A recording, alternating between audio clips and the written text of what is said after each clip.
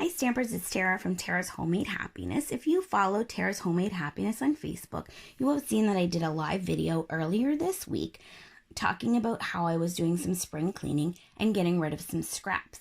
I decided that I was going to use my scraps to make some cards, and I really wanted to focus on the little strips that seem to have accumulated over the years.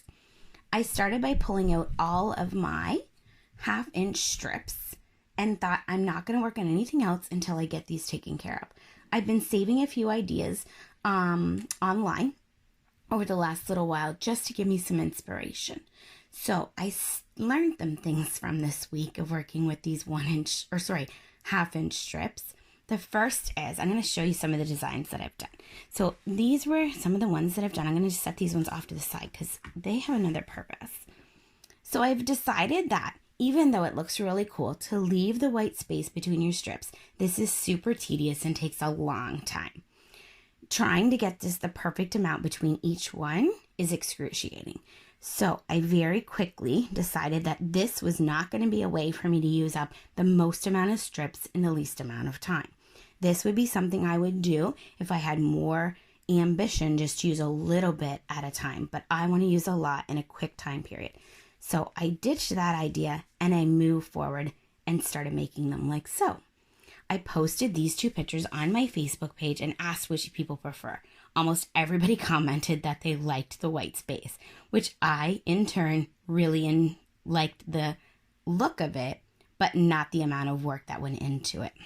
So that was my first lesson learned, that yes, this looks awesome, and if you're just doing one card and you have a few strips to use up, amazing. If you have a ton of strips to use up and you want to make the most efficient time, leave the white spaces out. I also decided that I really liked the look of this, but again, the white spaces were taking me more time. It took me longer to line everything up, but I did really like the ombre look of this card. That's where this one started. So I just did the ombre look again and left them butted up against each other instead of the white space. Again, this one probably more aesthetically pleasing, but is going to take you longer to create. If you have the patience and you want to take a little longer on your cards, definitely go ahead and do this. If you're trying to use up the most amount of product because you want to get rid of them, I would say stick with this design. I also did some this way, depending on how long the strips were. Again, it looks really good with the ombre effect. I also just took strips that complement each other and made some cards like so. I also did a bunch that were on the diagonal line, which looked really cool. And I think this one is going to make such a cute Christmas card. But I've done a whole bunch of those in different colors. I've done a lot more of these. I'm just showing you a small selection, and I'm basically focusing right now on creating my card fronts using the strips, and then afterwards going to go on and embellish and complete my cards. This design was one that I saw online from another demonstrator. It was a design team post from a long time ago, and I had saved the picture. I will link that picture in the comments below and a link to the site so you can see the original design that I got inspiration from. However, once I got going with this design, I thought I really like this design. It's really quick and easy, but it's not just straight design or straight strips down one way or the other. I liked it. It was fast. I stuck with it. I thought this is using up a lot of strips in a short amount of time, and it's also aesthetically pleasing. So, and I could do so many different color combinations and they all looked great. So this entire pile is done with this design. Again, I have more done with this design. I'm just showing you a small selection right now. And these cards, like this base, could be used for just any sentiment. I've got some nice bright and colorful ones which would make great birthday cards, thinking of you cards, get well soon. I've also got some that are more like this. Reminds me of a candy cane. I think this would look great with a Christmas sentiment on it. This one would go well with the pastels for an Easter card. And you can change it. You could have the stripes going this way, or you can have the stripes going this way. So either way, it still looks neat. So those were just some of the color combos that I've used. I did decide I was only going to go through my current colors and pull the strips out from my scrap bags for those colors, and then in the end decided just to stick with it and I went through all of my Retire colors as well. This gave me a huge variety of colors, and it seems to have worked out really well. I've still got quite a bit left. I'm going to stick with this design for a little longer and continue.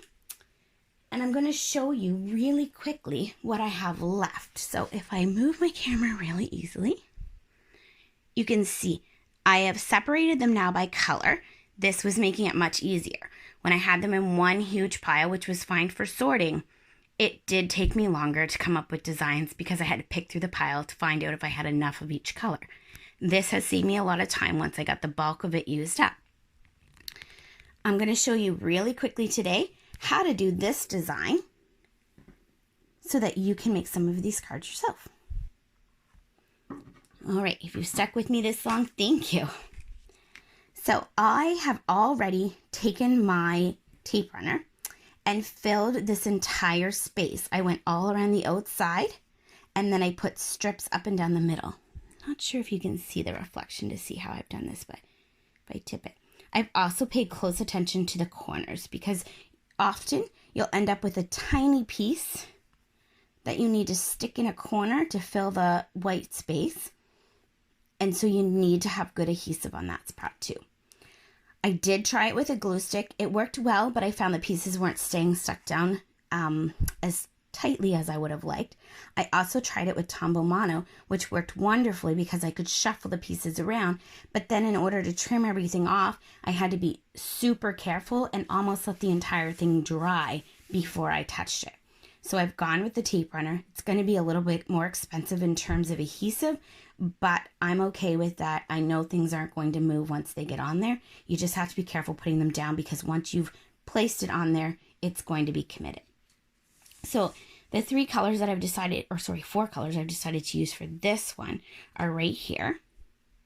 Some of these may be Retire colors, so please don't fall too in love with them. And how I'm going to start this is I usually look at my pile of papers and find the shortest piece that I have in my pile. And I have been keeping, you guys are going to slowly laugh at this, but I have been keeping the bits that I cut off because these are great for like the little corners. So if I started with this in the corner, I place it down and then I just build on it from there. And I try to keep it so that one end is hanging off more than the other. That way, if you need to cut this off to use another piece somewhere on the card, you have that option.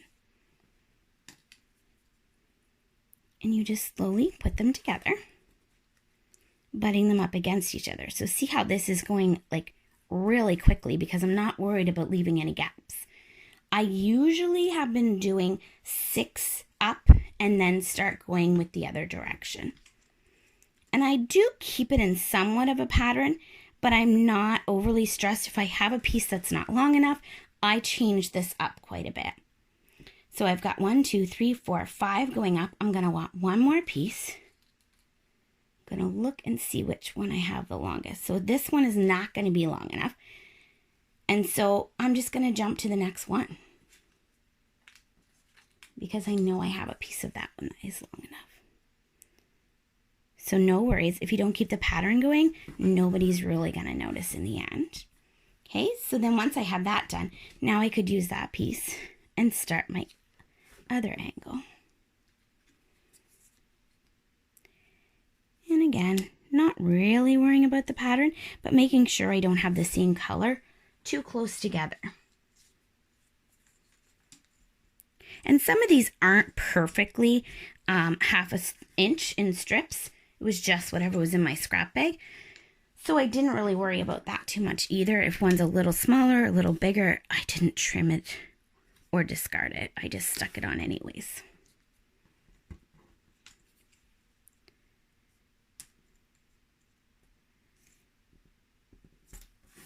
Just keep filling in all those gaps.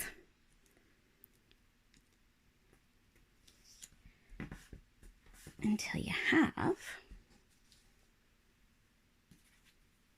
a nice look. Now, I'm getting to the point where I'm getting smaller pieces that I need. I don't want to use my big strips because I could use those for bigger sections. So I've just been taking my snips and just not even closely, just roughly going around and snipping off the extra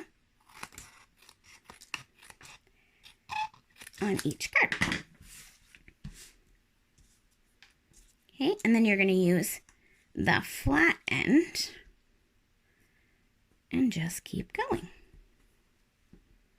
Now this one, I can feel right here that there's not a lot of adhesive in that spot, but that is going to be key because I need a little tiny piece. So when that happens, I have found my best solution is one of these glue pens, and I've just been filling the hole with glue, sticking my piece in there. Look, I got this little tiny piece, which is going to work perfectly. Holding it for a second to make sure it's secure, and then not touching it again until I need to, because that's got wet glue under it, and it's going to take a little longer to dry than the other parts that have the tape runner.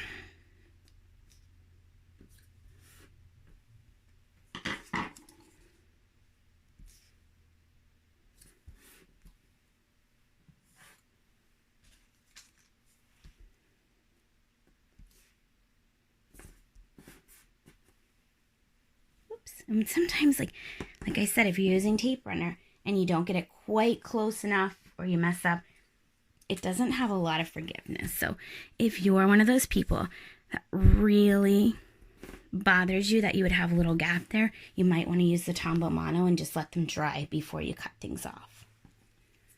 All right, I'm almost done here. I do see glue on that corner, but I'm just gonna give it a little extra to make sure that everything stays snug.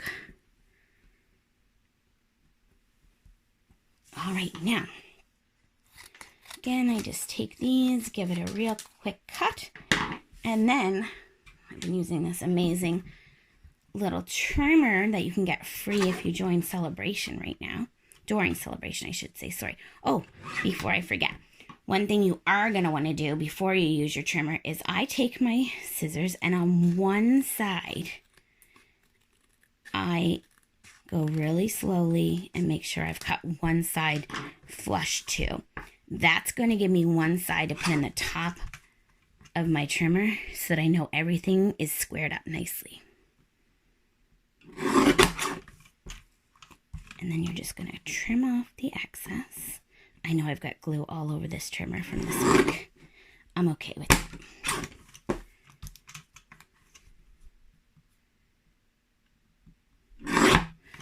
And there you go. And there is another card front complete. I hope you like this video. Leave me a picture in the comments if you try one of these cards at home, or any cards using strips of paper, because like I said, I still have quite a bit left, and I'm not sure where I'm going to be by the end of this week, but I might need more ideas. Thanks for watching. Hope you're having a great day, and hope you're getting crafty. Bye now.